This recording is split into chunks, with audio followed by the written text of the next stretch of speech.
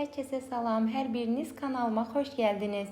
İftar süfrəmdə gördüyünüz aş və Naxçıvan mətbəxinə aid aşqarasını bugün sizinlə bölüşürəm. İlk öncə aşqaramı Naxçıvan ləhcəsi ilə desək üz-gözümü hazırlayıram. Soğanı nazik doğrayıb qızılı rəng alana qədər qızartmaqla işə başlayıram.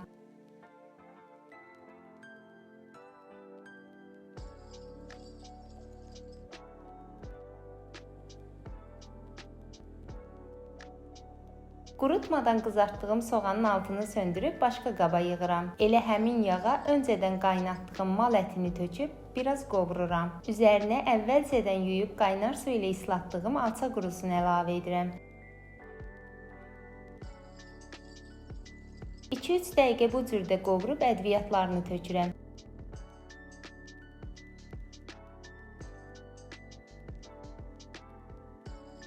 Ən son doğradığım göyərtiləri də töküb üzərinə 250-300 ml qaynar su əlavə edib qazın balaca gözündə orta ateşdə qapağı örtülü vəziyyətdə göyərtilər tam yumşalanadək bişirirəm.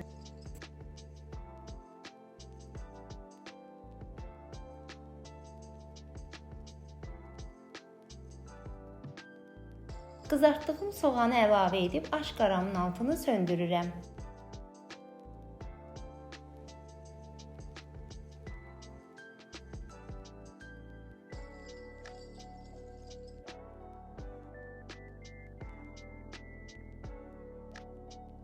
İndi isə keçək bir-birinə yapışmayan, əzilməyən, ətirli aşımızın hazırlanmasına. Stəkana zəfəran töküb üzərinə qaynar su əlavə edib üstü örtülü dəmlənməyə qoyuram.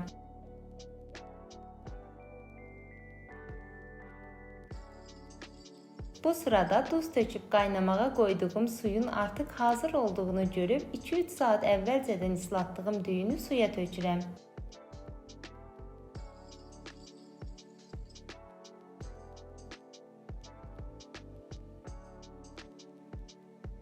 Təxminən 10-15 dəqiqə qaynatdıqdan sonra əlimlə bişməyini yoxlayıram. Əgər düyüyə dırnağımızla toxunanda asanlıqla qırılırsa, artıq dəmə qoymağın vaxtı çatıb deməkdir.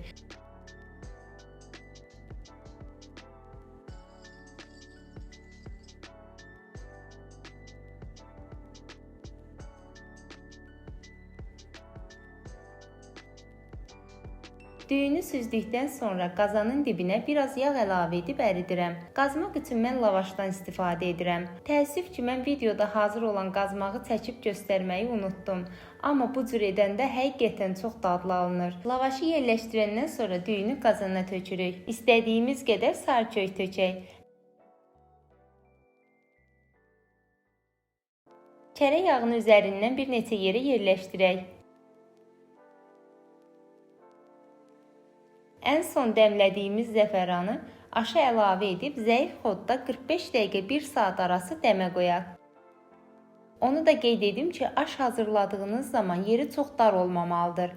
Əks təqdirdə sizin aşınız bir-birinə yapışmış olacaq. Ümid edirəm ki, videomu bəyəndiniz. Əgər bəyəndinizsə, zəhmət olmasa kanalıma abunə olub şərh yazın. Növbəti videolarda görüşənədək hələlik.